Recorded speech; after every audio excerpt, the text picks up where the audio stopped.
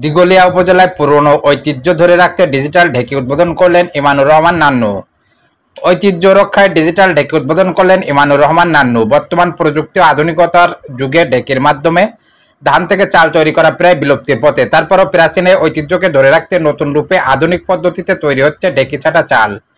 আর এসবই সম্ভব হয়েছে খুলনা দিঘলিয়া উপজেলার সেনহাটি ইউনিয়নের সেনহাটি বাজারের ২ নম্বর স্টার জুট মিল গেট যুবক ইমানুর রহমান নান্নুর উদ্যোগে। জানা যায়, ডিজিটাল পদ্ধতির ঢেকির মাধ্যমে ধান থেকে চাল তৈরি করে বাজারজাত করেছে তারা দুই ভাই। তার এই ঢেকি ছাটা চাল বেশ সুস্বাদু ও স্বাস্থ্যসম্মত হওয়ায় সাড়া ফেলেছে এলাকায়। এ পদ্ধতির মাধ্যমে অসংখ্য মানুষের কর্মসংস্থান সৃষ্টি করতে ভবিষ্যৎ পরিকল্পনাও করেছেন ইমানুর রহমান নান্নু। তার স্বপ্ন ছিল চাকরি না করে নিজের মাধ্যমে অন্য কর্মসংস্থান তৈরি করার।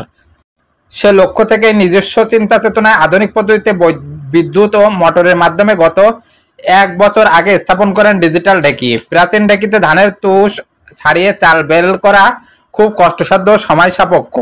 তবে ইমানুর রহমান নান্নু তৈরি করা আধুনিক পদ্ধতির ঢেকিতে ধান ভানা খুবই সহজ। এতে কম সময়ে বেশি পরিমাণ চাল বের করা যায়।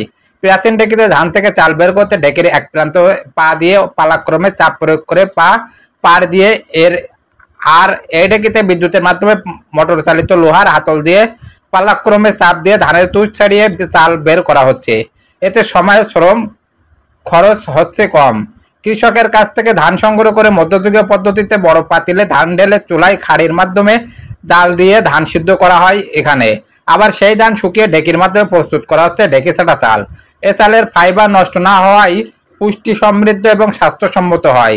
ফলে ওমর ফারুকের ডিজিটাল ঢেকির চালের চাহিদা বেড়েছে ব্যাপক।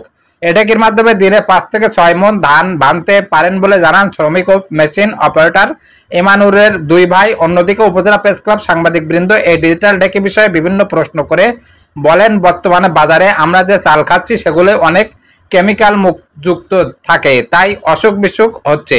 কিন্তু ঢেকি ছাটা চাল খেলে অনেকাংশ অসুখ থেকে বাঁচবো। বর্তমানে স্বল্প পরিসরে হলেও ইমানুর রহমান নান্নু তার ২ ডিজিটাল ঢেকিতে কাজ করে জীবিকা নির্বাহ করছেন। এটা যেমন পরিবেশ বান্ধব, তেমনি যদি অব্যাহত রাখা হয় তাহলে আমরা পুষ্টি সমৃদ্ধ চাল খেতে পারবো।